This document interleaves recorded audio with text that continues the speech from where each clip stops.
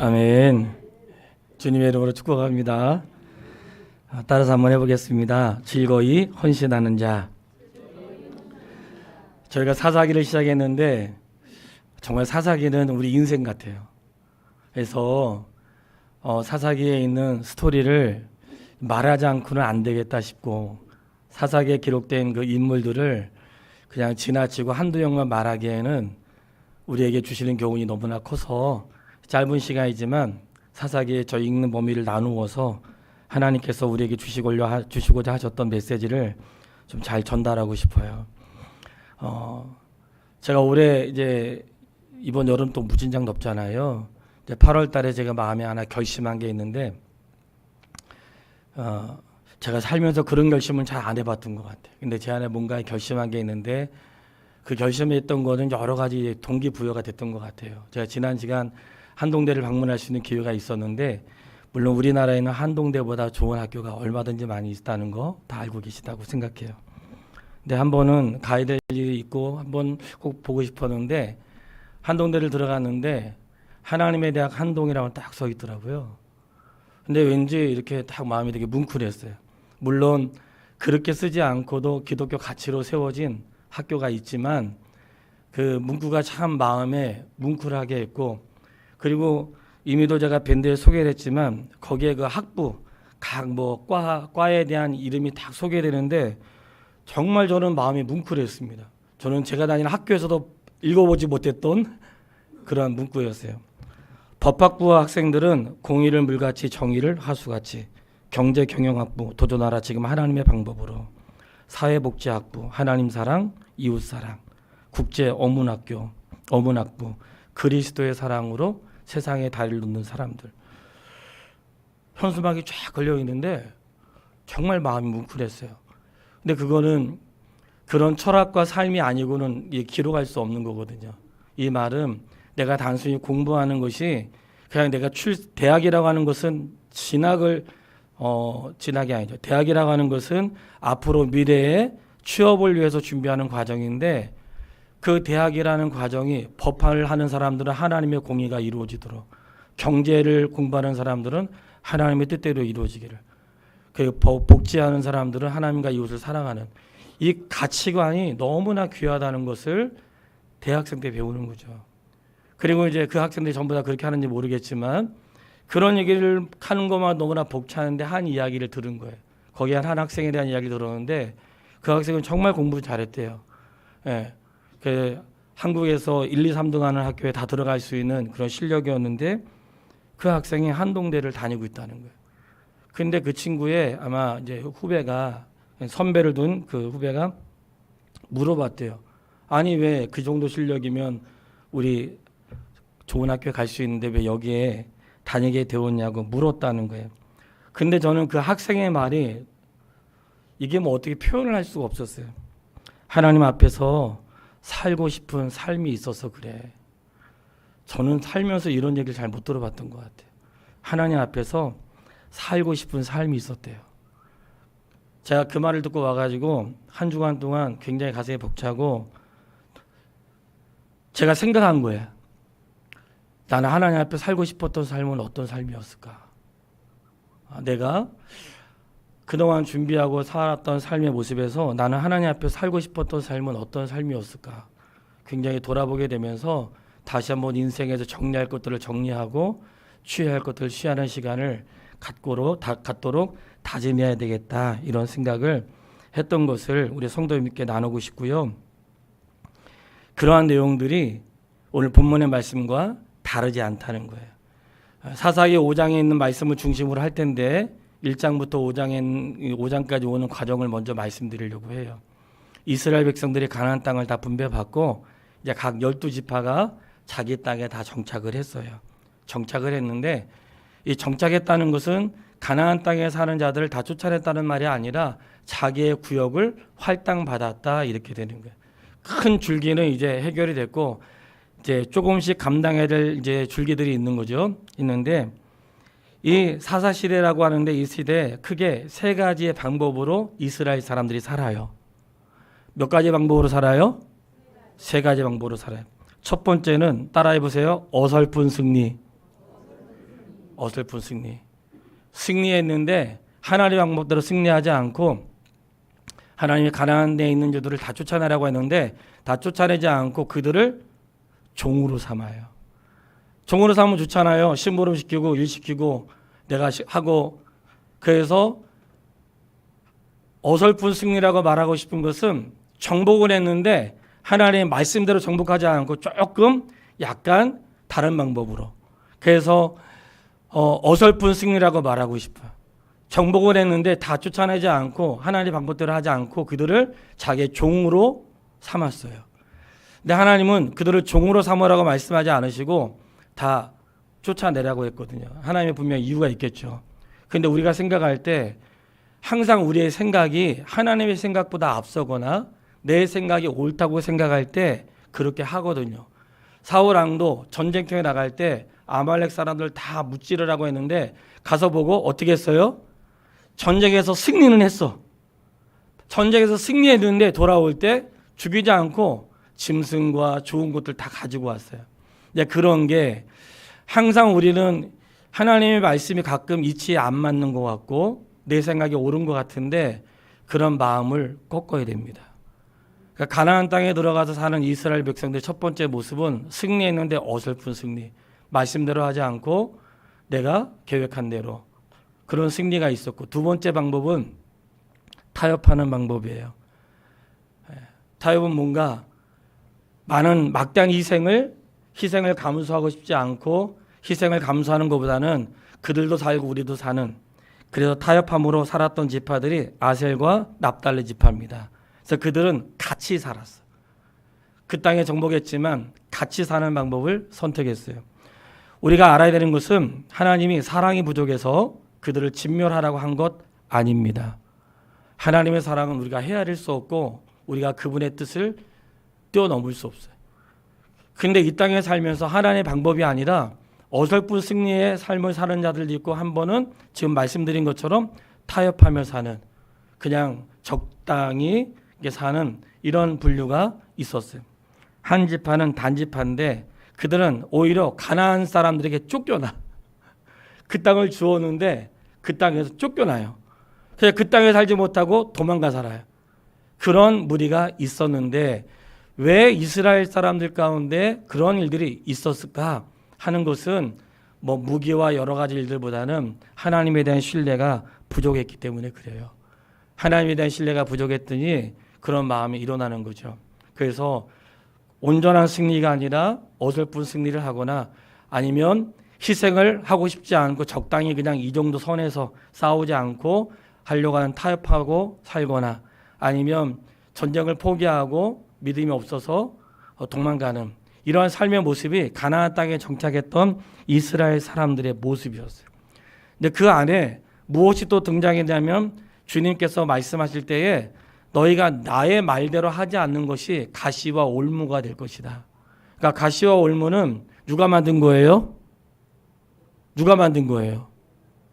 내가 한 거예요. 가시와 올무는 하나님 만들지 않으세요. 항상 우리가 믿음이 없거나 또는 너무나 다급한 마음에 하나님 나한테 왜 그러세요? 그럴 수 있죠. 그럴 수 있는데 하나님은 악이 없으세요. 하나님은 항상 선하세요. 하나님은 죄를 만들지 않으세요. 그런데 내가 죄 가운데 빠지거나 아니면 곤란한 일을 겪는 건 두 가지 중에 하나인데 하나는 내가 하나님 뜻대로 살지 않는 방법 가운데 일어나서 가시와 올무가 되는데 가시와 올무는 하나님 뜻대로 살지 않는 방법에서 싹이 나는 거예요. 그래서 내가 남겨두었던 걸 하나님의 뜻대로 하지 않았던 것들 뭔가 이것이 지혜롭다고 생각했던 것들이 결국 나에게 가시가 되고 올무가 된다고 말씀하시는 거예요. 그래서 결국 그 안에서 그들이 살면서 무엇을 잊어버렸는가? 하나님에 대한 신앙을 잃어버리게 되고 바알을 섬기게 되고 그리고 이 자녀들에게 하나님 섬기는 것보다는 그들이 온전한 다음 세대에 대한 말씀을 물려주지 못했기 때문에 다음 세대가 하나님을 알지 못하는 세대가 되는 슬픈 역사가 사사시대에 일어났던 거예요. 그러면 오늘 우리 시대를 볼게요. 성경은 성경 이야기로 끝나는 게 아니고 그 시대 속의 이야기를 통해서 오늘 우리를 보게 하시는 거거든요. 하나님께서 오늘 우리나라에 정말 풍요로운 삶을 주시고 이렇게 뜨거운 여름에 시원하게 예배드릴 수 있는 것 하나님의 은혜라고 믿습니다. 예. 우리가 다른 여러 상황도 있지만 정말 하나님의 은혜고, 조그마한 나라가 이렇게 경제가 성장할 수 있는 것도 하나님의 은혜라고 여겨져요. 조금 전에 저희가 찬양할 때 나를 일꾼 삼으신 주 크신 능력 주시고, 나를 일꾼 삼으신 주 크신 능력 주시고, 여기서 끝나면 안 되죠. 하나님 나를 일꾼 삼아 크신 능력을 주시옵소서. 보통 여기서 끝나. 근데 큰 능력 주시고 큰 일을 행하게 하시고 뭔가 여기서 대부분 끝난단 말이지. 근데 그 다음 가사가 뭐예요? 그 다음 가사가 언제든지 주 뜻대로 사용하여 주소서는 안 해. 그러니까 우리가 하나님 나를 주의 일꾼으로 삼아주시고 큰 능력을 주세요. 여기까지는 된단 말이지. 그 능력 받아가지고 언제든지 주의 뜻이 아니라 내 뜻대로 살고 내가 하고 싶은 거 하고 이런 일들 우리 안에 다분히 있다는 거예요. 바로 그런 것들이 굉장히 우리가 지혜로운 것 같지만 지혜롭지 않고 내가 잘하는 것 같지만 잘하지 않는 거예요. 그때 하나님이 우리를, 이스라엘 사람들을 정말 하나님을 사랑하는 백성이 되게 하시려고 어떻게 하셨는가? 그들에게 하신 일들이 있었는데 그것은 바로 그 땅에 남겨준 자들, 이스라엘 백성들은 하나님 말씀에 불순종하여 남겨두었지만 그 남겨둔 자들을 통해서 하나님이 그들을 연단하세요. 우리가 기억해야 될 사실 중에 하나는 시험은 멀리서 오는 게 아니고 어디서 와요? 가까운 데서 와. 시험은 누가 주는가? 상처 누가 줘요? 모르는 사람이 잘 주지 않습니다. 모르는 사람은 어쩌다가 한번 지나가다가, 어쩌다 한번. 근데 보통 시험이나 위기는 모르는 사람을 통해서 오지 않고 아는 사람을 통해 와요. 가까이 있는 사람을 통해서 와요. 그래서 하나님은 우리를 연단하실 때 어떤 방법을 사용하시는가? 멀리 있는 사람들이 아니라 가까이 있는 사람들을 통해서 나의 신앙과 삶을 연단하세요. 왜 연단하시는가? 그냥 내버려도 좋잖아요. 하나님 나 좀 내버려 두세요. 그럴 수도 있죠. 근데 한번 생각해 보세요. 자녀가 정말 잘하는데 내버려 두고 싶으세요? 얘가 조금만 도와주면 진짜 좋은 사람이 될 수 있고, 조금만 도와주면 뭔가 세상을 뒤집을 만한, 아니면 조금만 도와주면 잘 성숙할 것 같은데 그 자녀를 내버려둘 부모가 어디 있냐고요. 그러니까 하나님은 우리 믿음의 사람들을 시험한다고 할 때 하나님의 시험은 넘어뜨리는 것이 아니라 그를 세우는 것이고 그를 통해 알고 싶은 것이 있는 거예요. 그 하나님이 이스라엘 백성들 주변에 그 나라들을, 이스라엘 백성들을 연단하는 도구로 쓰세요. 그 도구로 쓰는데 어떤 도구로 쓰는가? 그들이 어려움 가운데도 하나님을 경외하는지, 어려움 가운데도 그들이 말씀을 지키는지, 그들이 위기 속에서도 우상을 섬기지 않는지 하나님이 보고 싶어 하세요. 성도님, 보고 싶어 하세요. 그렇게 하라는 게 아니고 보고 싶어 하신다고. 그렇기 때문에 하나님이 이 아브라함이 이삭과 함께 모리아 산으로 올라갔을 때에 하나님 하셨던 말씀 기억하시죠? 너가 이제야 나를 사랑하는 줄 내가 알았다. 하나님 날 사랑하는 거 우리 알잖아요. 하나님도 내가 하나님 사랑하는지 알고 싶어 하세요. 근데 내가 하나님 사랑하는 걸 알고 싶어 하는데 그냥 보편적인 상황에서 알 수가 없고, 내 삶에 일이 있을 때, 어려움이 있을 때, 문제가 있을 때, 어떤 일을 해결할 때, 그때 하나님을 사랑하는지 하나님을 사랑하지 않는지 결정이 되는 거예요. 그러니까 하나님도 보고 싶어 하신단 말이에요. 주변에 있는 일들을 통해서. 그래서 하나님이 그들에게 기대했는데 이스라엘 백성들이 그 기대에 미치지 못했어요.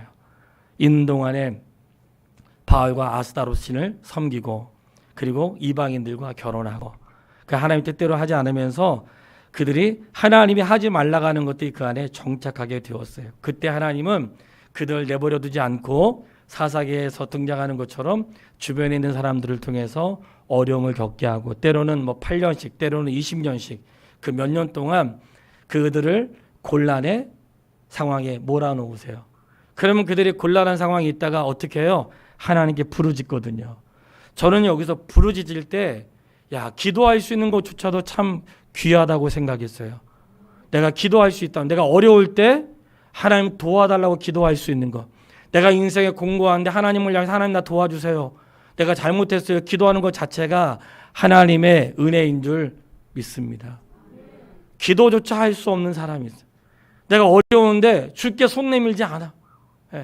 내 인생에 위기가 왔는데 주님의 도우심을 구하지 않는 자도 있어요. 근데 감사하게도 이스라엘 백성들이 인생 위기 때마다 하나님을 향하여 도움을 구해. 그 하나님을 향하여 부르짖는데 그 부르짖으면 목소리가 컸다는 게 아니라 애통했다는 거예요. 그러면서 하나님께 부르짖으면 하나님은 못 본 척 하시고 마치 그전에 그런 일이 없었던 것처럼 사사를 딱 보내서 그들을 구원하세요. 그래서 이 사사 시대라고 하는 이 사사기는 구약 시대로 구약 성경으로 말하면 사사 시대를 말하는데 그 시대는 이스라엘은 지도자가 따로 없고 왕이 있지 않았지만 하나님이 인생의 위기를 만날 때마다 사사들을 통해서 역사를 이루어 가셨어요. 사사의 뜻은 무엇인가? 재판장, 그런 뜻이 있고요. 이 재판장은 무엇이냐면 구약에 이스라엘 백성들이 문제가 있을 때 누구에게 갔어요? 모세에게 갔잖아요. 모세에게 가서 물어보고 어떻게 해야 되는지 물어봤던 것처럼 이 사사 시대에는 뭔가 해결하기 어렵고 공의를 판단받아야 될 때 할 수 없을 때 누군가에게 가야 되는데 하나님의 세운 사사에 가서 판단을 하고 그거를 결정을 하고 그리고 이스라엘 백성이 어려울 때 사사가 등장해가지고 이스라엘 백성을 구원하는 이 일에 쓰임을 받았어요. 이런 말씀들을 보면서 하나님께 감사한 것은 하나님은 하나님의 사람들에 대하여 모른 척하지 않으세요. 그리고 그들이 간구하는 것을 항상 들으세요. 그리고 그 소리를 좋아하세요. 비록 우리가 실패하고 넘어졌을지라도 고백하는 걸 좋아하세요. 그리고 부르짖는 걸 좋아하세요. 내가 잘 예배당에 오지 못하더라도 우리가 잊지 말아야 되는 삶의 중요한 교훈은 내 인생의 위기 때마다 주님께 부르짖으시기를 바랍니다. 사람에게 가지 말고 주님께 부르짖으세요. 주님 앞에 엎드리고 하나님의 도우심을 구하고 내 인생의 공급이 그분으로부터 온다는 사실을 놓지 않고 부르짖어 기도할 수 있게 되기를 바랍니다. 내가 갈급한 사람이 옆 사람 창피하고 그런 게 어디 있어요. 우리 교회는 다 아는 사람들이니까 조심조심하고 제가 통성기도 시켜도 조그맣게 하라 그러고 그러잖아요. 기도원에 가신 분들 알죠. 뭐 다른 사람 뭐 생각을 안 해. 옆 사람이 뭐 듣든지 말든지 그냥 막. 사실 그런 장소도 필요하죠. 나를 모르는 사람들 가운데 기도하는 그런 장소도 필요하죠. 왜 부르짖을까요? 간절함이 있어서 그러는 거예요. 성도님, 우리가 어떤 성도님들의 애통함이 있을 때 뭔가 남다른 행동이 보이거든. 그런 마음 가지면 좋을 것 같아요. 그분 안에 간절함이 있구나. 내가 알 수 없는 간절함이 있구나. 그러니까 그 간절함이 기도의 자리에 가게 하는 거예요. 성도님, 우리가 생활 다 알잖아. 기도하지 않거나 내가 주 앞에 엎드리지 않는 사람 생활 다 알아요. 그런 생활이 오래 가잖아요. 삶에 공고함이 옵니다. 근데 기도는 어려울 때만 하는 게 아닌 늘 해야 내 삶에 충분한 영향을 공급받는 거예요. 물 마시지 않으면 갈증을 느껴야 되는데 우리는 기도하지 않아도 갈증을 느끼지 않는 분들이 너무나 많은 거예요. 그러니까 기도하지 않고 갈증이 느끼면 어떤 일이 오겠어요? 기름칠이 안 되고 삐그덕삐그덕 거리면서 돌아가긴 돌아가는데 억지로 돌아가는 거예요. 인생이 그렇다니까요. 사람 만나면 부드럽지가 않아. 그 왜 그러겠어요? 하나님 말씀을 통해 볼 때 우리가 말씀과 함께 항상 기도는 같이 가는 거거든요. 그래서 인생에 부르짖어 기도하고 기도할 때 하나님께서 사사를 통해 이스라엘 백성 구원하기를 기뻐하셨던 것처럼 우리를 구원하기를 기뻐하시는 하나님의 은혜를 누릴 수 있게 되기를 바랍니다. 자, 5장까지 나온 사람 중에서 4사람의 사사가 등장해요. 사사들을 이렇게 말하고 싶어요. 즐거이 헌신하는 사사들. 즐거이 헌신하는 사사들. 헌신을 어떻게 해야 되는가? 오늘 본문의 말씀에도 즐거이 헌신하는 방백들, 즐거이 헌신하는 백성들 이렇게 소개하고 있거든요. 헌신은 즐겁게 해야 되는데 사실 막 덥고 이런 날 즐겁지 않고 짜증이 많이 나죠.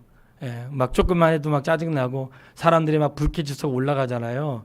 워낙 불편한 상태이기 때문에 조금만 잘못해도 막 그런 게 일어난다고. 그렇기 때문에 우리가 하나님의 은혜를 입어야 되는데 이스라엘 백성들이 헌신할 때 그들의 헌신이 즐거운 헌신이었다는 거예요. 근데 즐거운 헌신 가운데 누가 있었는가? 사사들이 있었습니다. 그들은 위기 때마다 등장하는 사람들이었어요. 저는 사사들을 보면서 이런 마음을 가져요.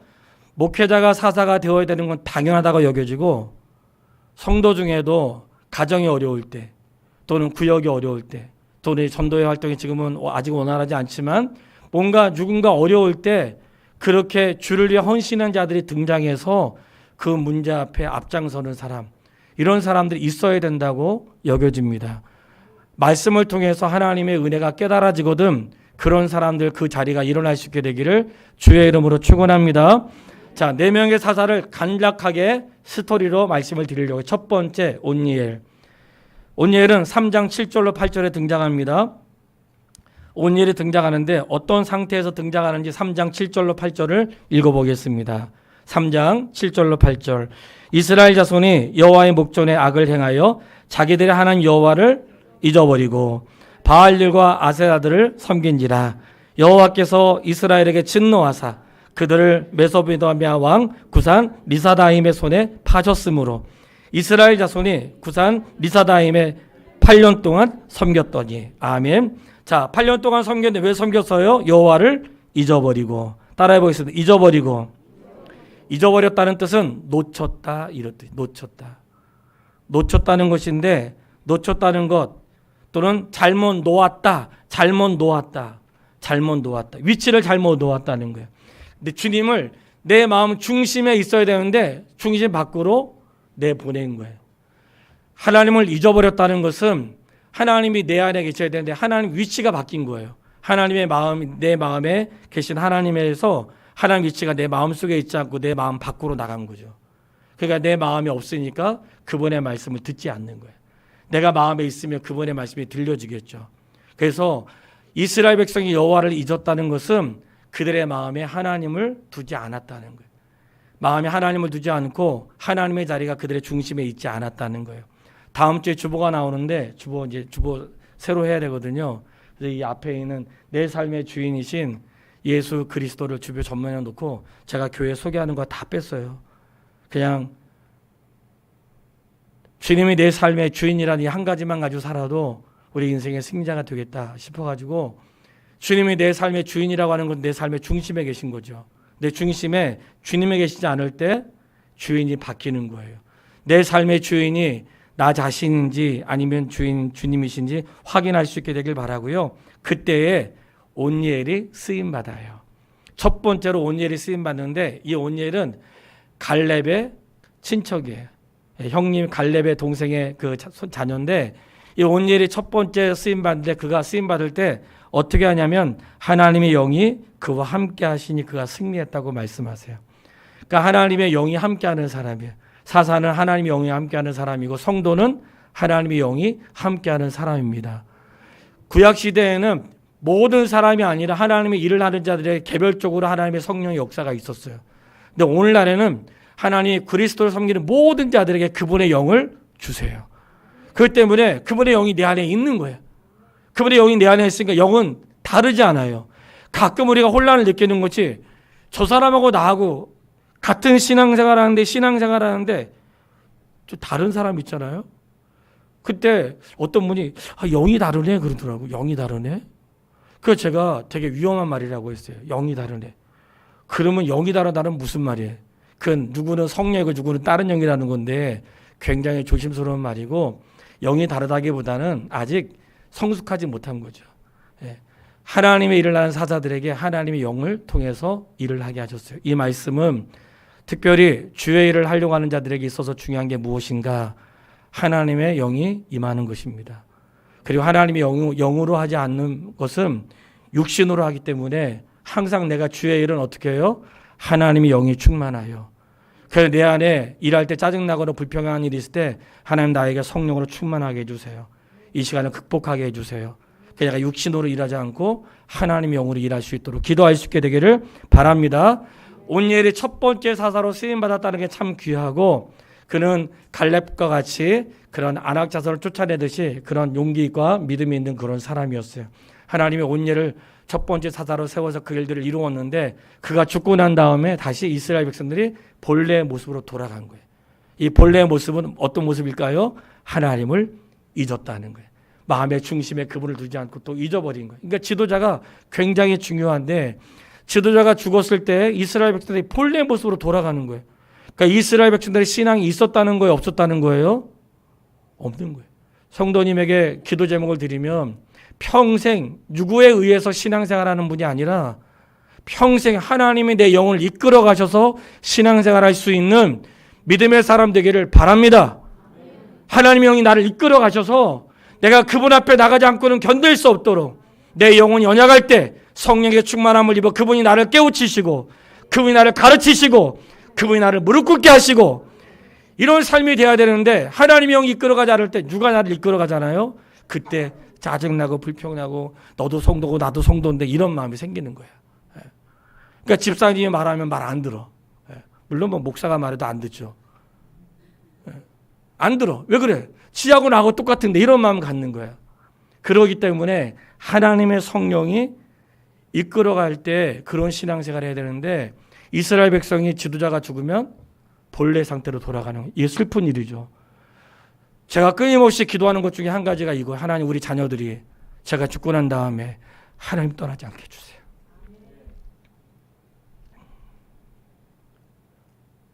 저는 알 수가 없으니까. 그러니까 그런 마음에 간절함이 있는 거예요.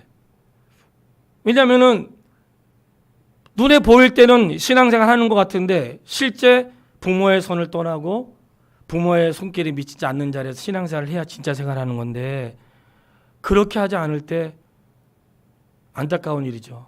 그래서 하나님의 도우심을 구하게 되는데 사사기는 자녀 교육에 실패한 시대거든요.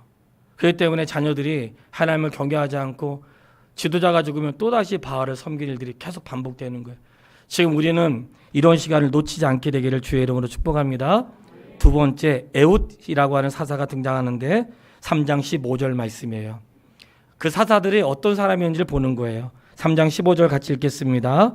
이스라엘 자손이 여호와께 부르짖음에 여호와께서 그들을 위하여 한 구원자를 세우셨으니 그는 곧 베냐민 사람 게라의 아들 왼손잡이 에훗이라. 이스라엘 자손이 그를 통하여 모압 왕 에글론에게 공물을 바칠 때에. 아멘. 에훗은 어떤 오른손잡이가 아니라 왼손잡이라고 했죠. 옛날 왼손잡이 많이 고생 많이 한 걸로 알고 있어요. 왼손 쓰지 말고 오른손 쓰라고. 사실 양손 다 쓰는 게 좋다고 하더라고요. 여기서 왼손잡이는 제가 한때는 왼손잡이라고 했을 때 오른팔이 없는 사람으로 알았어요. 근데 왼손잡이는 양팔이 있지만 왼손을 잘 쓰는 사람을 말하는 거예요. 근데 성경에 보면 사사기 20장 15절 이하에도 왼손을 잘 쓰는 군사가 600명이 넘는다고 거기 기록하고 있어요. 그러니까 이 에훗은 왼손을 잘 쓰는 사람인데 이 사람 왼손을 쓰는 사람인데 모압 왕에게 공물을 바치는 사람이었다는 거예요. 그러니까 그 당시에 모압이 이스라엘 백성을 다스릴 때 사사기는요 이스라엘 전체 땅을 다스리는 게 아니라 이스라엘의 일부 지역. 사사기는 전체 땅이 아니에요. 이스라엘 일부 지역을 그들이 점령하고 있는데 그러니까 이제 점령하고 있는데 그 일부 지역을 점령하는 그곳에서 모압 사람들이 공물을 바치는데 거기에 에훗은 왼손잡이라. 근데 그가 마침 이 모압 왕에게 공물을 바치는 그런 일을 했던 거예요. 공물을 바치는 일을 했는데 공물을 바치러 들어갔다가 왕에게 제가 긴급히 드릴 말씀이 있다고. 그러면서 긴급히 말을 한다고 하면서 칼을 찬 것을 빼가지고 왼팔로 그를 찔러 죽이는 그런 일이 있었거든요. 근데 저는 이걸 보니까 하나님이 하나님 일을 하실 때 어떻게 사용하시는가 따라서 한번 해보세요. 지금 내가 하고 있는 일을 통하여. 하나님은 그렇게 역사하시는 거예요. 지금 내가 하는 일을 통해서 역사하셔. 그는 공물을 갖다 바치는 일을 했어요. 공물을 갖다 바치면서 왕을 만나는데 하나님은 내가 하지 않는 다른 방법으로 일하지 않으세요. 보편적으로 보면 내가 하고 있는 그 일을 통해 하나님이 그를 사용하시는 거예요. 그러니까 내가 하고자 하는 일을 무엇이든지 성실하게 잘 감당할 수 있게 되길 바랍니다. 하나님의 그 일을 통해서 하나님이 쓰신다는 거예요.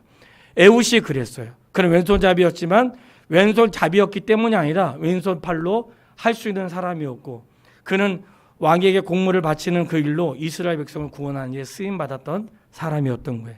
내가 하는 일을 하찮은 일로 여기지 마세요. 하나님이 우리를 사용하실 때 별것 아닌 것 같지만 항상 내가 하는 일을 통해서 역사하세요. 그러니까 지금 내가 하고 있는 일을 작게 여기지 말고 무엇이든지 믿음으로 할 수 있게 되기를 바랍니다. 세 번째는 삼갈이라고 하는 자가 나오는데 성경에 한 절밖에 안 나와요. 3장 31절 말씀이에요. 3장 31절 같이 읽겠습니다. 에훗 후에는 아낫의 아들 삼갈이 있어 소모는 막대기로 블레셋 사람 600명을 죽였고 그도 이스라엘을 구원하였더라. 아멘. 뭘로 죽였어요? 소모는 막대기로. 막 그런 소를 모는 일을 했나 봐. 소모는 막대기로 블레셋 사람 600명을 죽였다는데, 제가 삼손은 나귀의 턱뼈로 1000명 죽였다고 성경에 나오잖아요. 소모는 막대기로 600명을 죽였는데, 우리가 이런 일들을 보면 하나님은 많은 사람을 통해서만 일하지 않고 때로는 하나님을 경외하는 그 한 사람, 적은 무리, 그들을 통해서도 일을 하세요. 그러니까 주의 일은 하나님이 동참하게 하실 때도 있는데 혼자라도 그 일을 하게 하실 때가 있어요. 성도님, 제가 간곡히 부탁하는 거예요. 우리 구역에서 나밖에 신앙생활 하는 사람, 우리 구역에서 나밖에 예배를 잘 드리는 사람 없어도 나라도 견고하게 서세요. 우리 집에서 나밖에 신앙생활 하는 사람 없어도 나라도 견고하게 서세요. 하나님이 이러한 그 일들을 통해서 삼갈은 혼자 소모는 막대기로 그 일을 했는데, 하나님께서 일을 할 때는 많은 사람이 아닐지라도 적은 자라도 그를 통하 일을 하시는 하나님의 은혜를 목격하게 되는 거예요. 그렇기 때문에 적은 자를 통해서도 하시는구나. 그가 가진 무기가 별것 아니어도 하나님 그걸 사용하신다는 것을 알게 돼요. 그리고 오늘 말씀의 중심에 되는 네 번째 사사 드보라예요. 드보라는 여인인데 그냥 설명을 좀 하겠습니다. 드보라는 여인인데 그 당시에 하나님이 여인을 사사로 세워서 그로 하여금 주의 일을 하게 했어요. 참 놀랍죠? 하나님의 교회도 보면 남자보다 여자분들이 믿음 있는 분들이 많아요. 그 사실이에요. 그리고 뭘 해도 믿음의 사이즈가 달라. 보편적으로 집에서 보면 여자분들이 믿음이 훨씬 좋다는 것을 많이 목격하게 돼요. 교회도 보면 여자분들의 믿음이 훨씬 많이 있어요. 그런 게 있어요. 그런데 이 사사시대에 왜 이렇게 하나님이 드보라를 쓰셨을까? 우리는 알 수 없지만 그 당시에 어떤 주변에 어려움들이 있다 보니까 흩어져 살고 도망가 살고 몰래 숨어 사는 일들이 많았거든요. 그런데 그렇게 사는 시대에 드보라가 믿음을 갖고 살았던 여인이었던 거예요. 그래서 참 신기하죠. 마음 졸이며 살고 그리고 막 그 시대 위기 속에서도 믿음을 가지고 살았던 여인이 있었던 거예요. 저는 우리 성도님들이 그렇게 이 시대에 믿음이 있는 드보라가 사람들을 위해서 쓰임받았던 것처럼 그렇게 쓰임받는 믿음의 사람 되길 바랍니다. 그런데 어떻게 쓰임받았는지를 말씀드리려고 하는 거예요. 드보라가 속해 있는, 드보라를 여선지자라고 하는데 드보라가 속해 있는 자기의 지파는 에브라임 지파예요. 그런데 자기의 지파는 지금 아무 문제가 없어. 우리는 아무 어려움이 없어요. 그런데 북쪽에 있는 납달리라고 하는 북쪽에 있는 지파 가운데 보니까 납달리가 어려움을 겪고 있는 거예요. 그러니까 이제 드보라가 보니까 어려움을 겪고 있는데 어느 누구도 나서질 않는 거예요. 이스라엘 12지파 가운데 드보라는 에브라임에 속해 있는 지파였는데 그 옆에 있는 지파가 어려움을 겪는데 어느 누구도 그 지파 가운데 일어나지 않는 거예요. 일어날 용기가 없거나 싸울 힘이 없는 거죠. 그래서 드보라가 여인이 일어나서 그 땅에 있는 이 납달리 지역에 있는 사람 가운데 바락이라고 하는 사람을 불러요. 그리고 너 왜 일하지 않냐? 일어나서 용사를 모아서 같이 우리가 싸우자. 이렇게 그를 격려해요. 그래서 여인이 바락이라고 하는 사람을 격려해가지고 군대를 일으켜. 그래서 그 일에 군사를 모으라고 하고 그 일에 사람들이 모이는 거예요. 그때 이 바락이라고 하는 사람이 당신이 나와 함께 가지 않으면 내가 가지 않겠다고 해요. 그러니까 이게 주의를 할 때 그럴 때 있잖아요. 그러니까 여인이 동참을 해.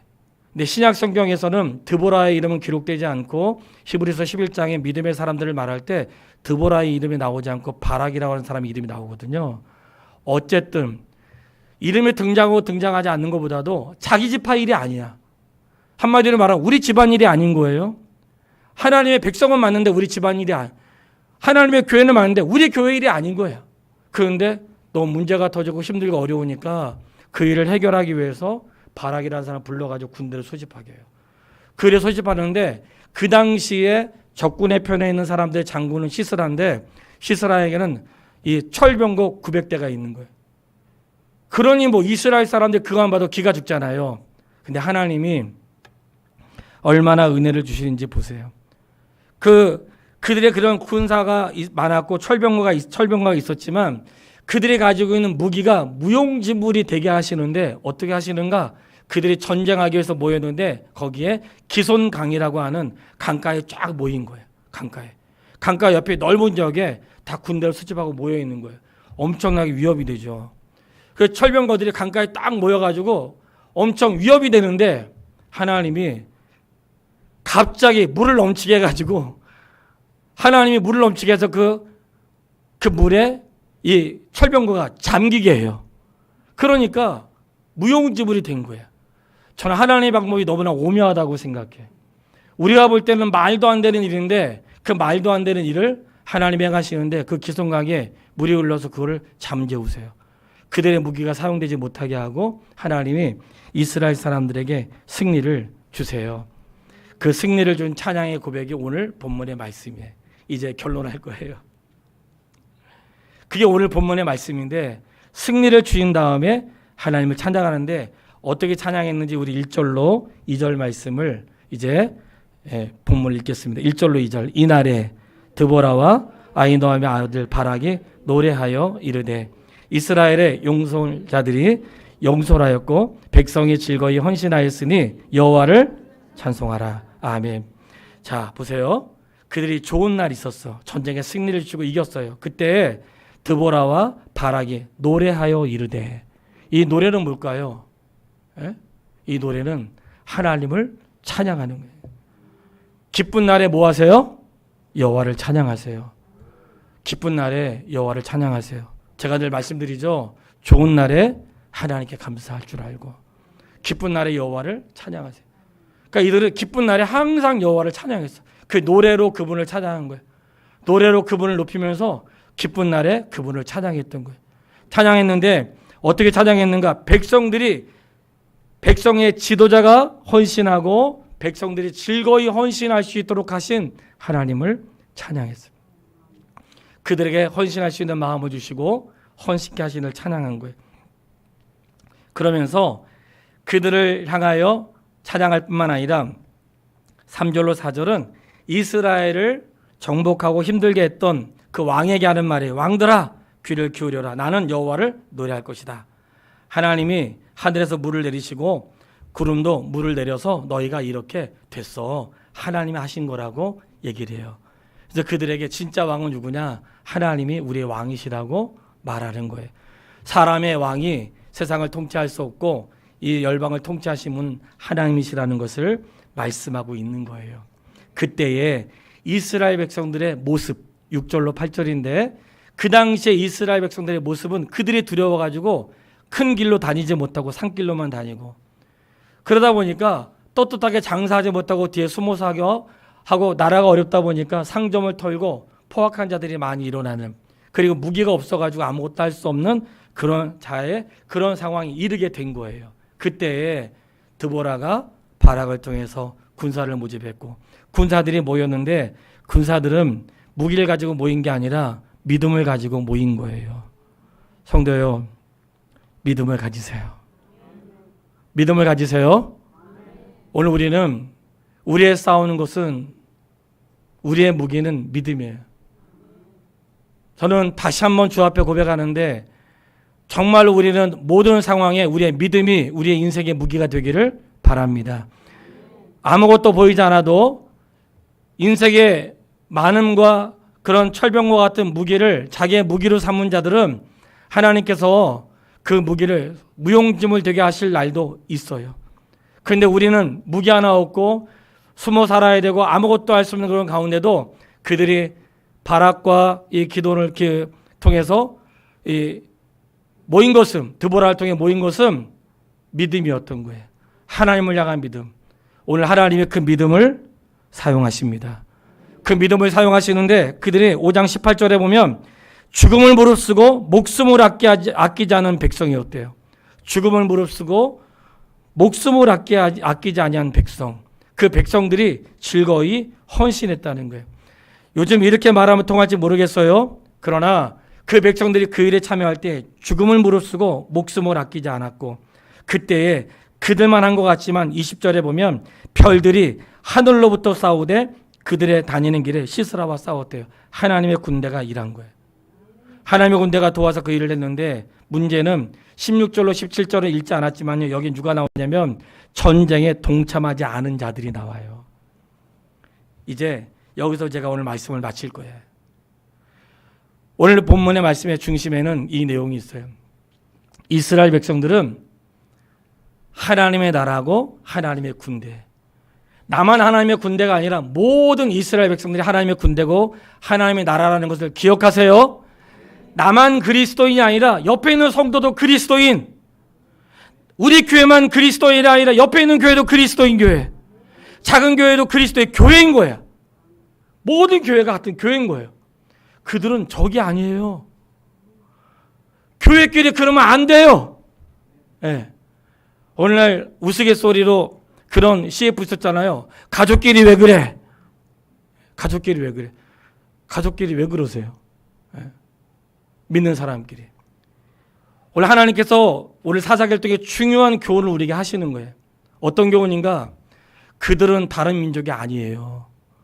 비록 연약하지만 하나님의 군대고 하나님의 나라고 하나님의 백성이고, 그러면 내가 땅을 차지하고 누리는 것처럼 그들에게도 그런 시간이 있어야 되고, 내가 믿음을 지키는 것처럼 그들에게도 그런 믿음의 시간이 있어야 되고, 내가 삶을 윤택하게 살아가는 것처럼 그들에게도 그런 기회가 있어야 된다는 것이 이스라엘 백성들의 모든 공통적인 생각이었던 거예요. 그래서 드보라는 자기의 지파가 아니지만 그 다른 지파였지만 다른 지파의 공고함을 볼 수 없었던 거예요. 이게 오늘 우리가 가져야 될 마음인 거예요. 성도의 연약함을 견딜 수 없어하고, 마치 그의 괴로움을 견딜 수 없어하고, 내가 아무것도 할 수 없다 그를 위해 기도라도 하고, 내가 할 수 없는 것이 있다 그의 손이라도 잡고, 내가 할 수 없는 것이 있다 그를 찾아라도 가고, 이게 우리가 해야 될 시대의 모습인 거예요. 그 동참하지 않은 자들을 책망해요. 책망하면서 하나님의 일을 이루면서 5장 31절에 여호와여, 죄의 원수들은 다 이와 같이 망하게 하시고 주를 사랑하는 자들은 해가 힘있게 도듬갑게 하옵소서. 저는 이 말씀을 통해 오늘 한 가지 오늘 성도님들과 정리하고 싶은 게 있어요. 즐거이 헌신한다고 하는 것은, 즐거이 헌신한다는 것은 하나님의 일은 즐겁게 한다는 것인데, 헌신은 내가 주를 향해 사는 것만 헌신이 아니라 그가 주를 향해 살아갈 수 있도록 돕는 거 헌신입니다. 그 사람이 그리스도 예수 안에 살아갈 수 있도록 돕는 거 헌신이에요. 성도의 삶이 무너진 그 사람의 손을 붙잡고, 믿음이 없는 그 사람의 손을 붙잡고, 아무것도 할 수 없는 그 사람의 손을 붙잡는 것이, 그게 해야 할 일인 거죠. 좀 시간이 됐지만 전에 상가교회에 있던 그 교회를 제가 방문할 일이 있었어요. 마음에 여러 가지 감정이 교차하더라고요. 예. 제가 한번 시간 되면 꼭 목사님과 거기 또 자녀들도 많더라고요. 한번 꼭 다시 한번 가야지 그런 마음 가졌는데, 처음 보는 분이에요. 저는 그가 어느 학교 나왔는지 어느 교단인지도 몰라요. 근데 단지 그가 거기에서 예배드리고 있고 교회를 하고 있다는 사실이 그냥 마음에 뭉클했어요. 뭔가 기회가 되면 같이 삶을 나눠야 되겠다 그런 생각을 했어요. 하나님께서 우리에게 원하시는 삶은 나 혼자 서는 삶이 아니에요. 성도님, 우리 교회가 어렵지만 진짜 어려운 게 많습니다. 예. 물론 우리보다 크고 훌륭한 일을 감당하는 교회도 많아요. 사이즈를 말하려고 하는 게, 제가 시편을 낭독할 때 성도님들 계속 들으시는지 모르지만 제가 왜 계속 그 낭독하는지 아세요? 계속 낭독하는 거예요. 계속. 그냥 낭독하는 게 아니고, 여호와여 내 마음이 교만하지 않고 오만하지 않고 큰 일과 감당하지 못할 놀라운 일을 하려고 힘쓰지 않습니다. 이 말은 하지 않겠다는 뜻이 아니에요. 힘쓴 일을 하지 않겠다는 뜻이 아니라, 그런 말이 아니라 늘 제가 어린 하나님 앞에서 젖 먹는 어린아이와 같이 그렇게 살겠다는 뜻이에요. 우리는, 이스라엘 백성들은 신앙 공동체거든요. 그렇기 때문에 성도가 연약할 때 돕는 게 맞습니다. 그 사람은 원래 그렇고, 그 사람 믿음이 없고, 그 사람 성격이 그렇고, 그 사람은 뭐라고, 솔직히 모원하지 않는 사람은 어디 있어요? 예. 다 참고 사는 거지. 다 여러분들이 다 저를 참고 용납해 주니까 이렇게 있는 거잖아요. 예? 안 참았으면 벌써 나갔죠. 예. 그리스도 안에서 적은 성도가 아니에요. 성도가 연약할 때, 다른 교회가 연약할 때 마음을 같이 하는 것이 옳은 것입니다. 저는 목회를 하다 보니까 많은 이야기를 듣잖아요. 작은 교회에 대해서, 연약한 교회에서 힘들어하는 많이 듣고 성도에 대해서 많이 듣거든요. 들을 때에 함께하지 못한 게 정말 미안하고, 예, 나누고 싶지만 더 나눌 수 없는 게 정말 미안할 때 많아요. 예. 그렇지만 오늘 사사기는 하나님이 사사를 통해서 이스라엘 백성을 구원하셨던 것처럼 하나님이 연약한 나를 통해 믿음의 일을 시작하신다는 사실을 믿으세요. 그리고 우리가 언제든지 우리가 할 수 있는 범위 안에서 지금 나의 자리에서 주를 향해 즐거이 헌신할 수 있게 되기를 바랍니다. 무더운 여름이에요. 봉사하는 거 쉽지 않아요. 주방 쉽지 않을 거라 생각해요. 그렇지만 우리가 섬기는 모든 일에 즐겁게 헌신할 수 있게 되길 바라고, 지난주에 찬양하면서 오늘 제가 그 찬양이 너무 좋아서 270장 본문에 넣었는데 어르신들이 나와서 찬양하더라고요. 십자가 단단히 붙잡고 날마다 이기며 나가세, 머리에 면류관 쓰고서 주님을 찬양할 때까지. 눈물 나더라고요. 십자가 단단히 붙잡고 달마다 이기며 나가세, 머리에 면류관 쓰고서 주님을 찬양할 때까지. 이 주님을 찬양할 때까지는 아시겠지만 내가 주님 만날 그때까지. 여러분, 십자가 붙들고 가세요. 어려워도 십자가 붙들고 날마다 이기는 하나님의 사람 되길 바라고, 익숙하게 살지 말고 하나님 앞에서 승리하며 살아갈 수 있게 되기를 주님의 이름으로 축원합니다. 살아계신 아버지 하나님, 감사합니다. 사사기를 통해 우리의 시대를 보고 우리의 모습을 봅니다. 너무나 부끄럽고 정말 죄송합니다. 하나님, 우리에게 좋은 것 주셨지만 하나님의 말씀 따르기보다는 어설픈 승리로 살아가고, 때로는 타협하며 살고, 때로는 쪽지며 살았습니다. 바라는 것은 하나님, 믿음의 영토를 지킬 수 있도록 도와주십시오. 믿음의 자를 지킬 수 있도록 도와주십시오. 적어도 이것이 진짜라는 것을 믿는다면 목숨 다해 싸워 승리하게 하시고, 나만하지 않게 하시고, 연약한 자의 손을 붙들어주고 그와 함께 이 시대를 이겨나갈 수 있도록 우리를 사용하여 주시옵소서. 이 시대에 사사가 되게 하시고, 이 시대에 돕는 자가 되게 하시고, 이 시대에 부르짖는 자가 될 수 있도록 역사하여 주시기를 원합니다. 예수님의 이름으로 기도했습니다.